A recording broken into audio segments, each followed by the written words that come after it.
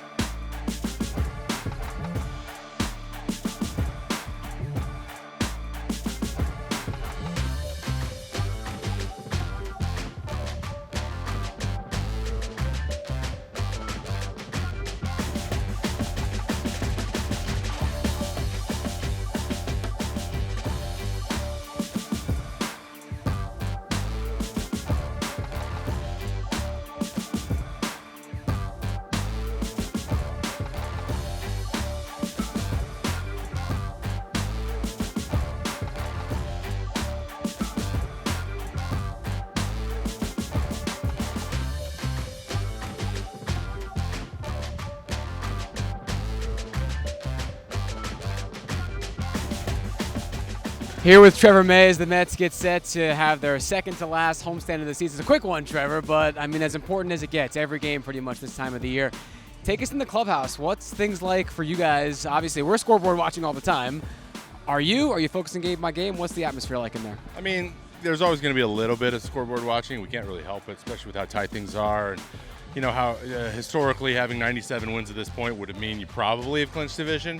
Last year we would have clinched like 2 weeks ago, but that's not always the case. So being in races, though, it's probably the most fun thing there is in Major League Baseball, with the excluding the playoffs, that is, because that's all that is. But it's a blast. I think guys are taking it one day at a time, treating it just like it's we've treated it all year, and we're just kind of taking advantage of the opportunity. I think that's a good way to think about these things, is that you put yourself in your position to be here, and now the real sweet part is the cherry on top, finishing it off.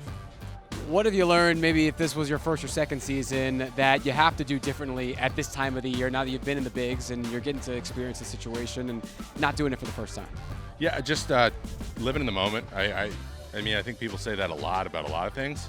It's much easier said than done a lot of times.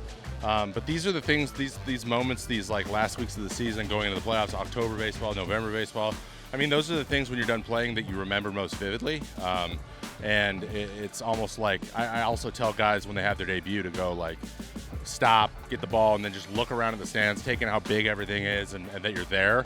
It's like that every moment of every day during the playoffs. So I can tell you that the last few times I've been in, I've done a pretty good job of taking it all in and enjoying it. So I think we got a group of guys that all have been around a while and know to do that. And I think that's the best place to be when you're playing the game. So, and gives you the best chance to win. So, if that were, something that puts you in a good position to get the job done, I think we got the group of guys to do it.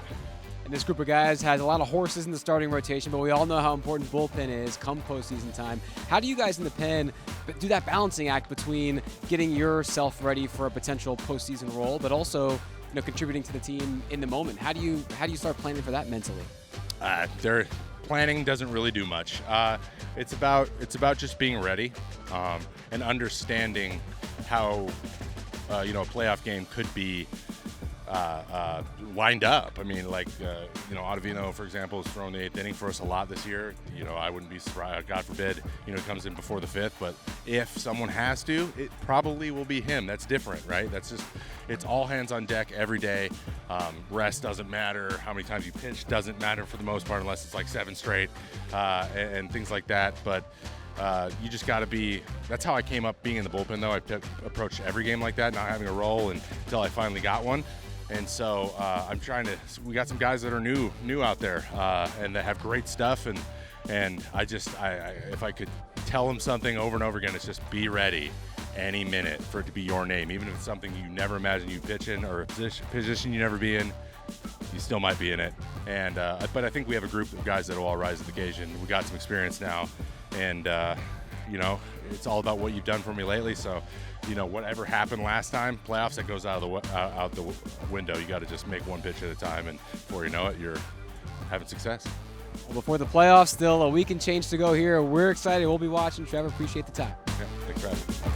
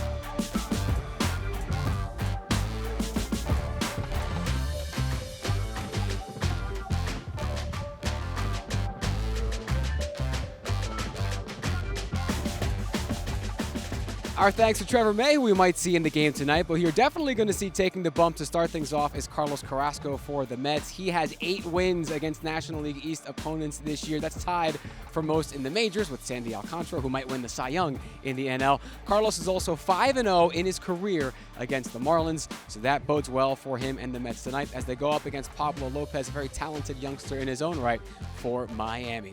Hope you enjoyed watching the Mets take BP. First pitch coming up at 7:10. For Mets in the Cage, I'm Mike Janela. Thanks for watching.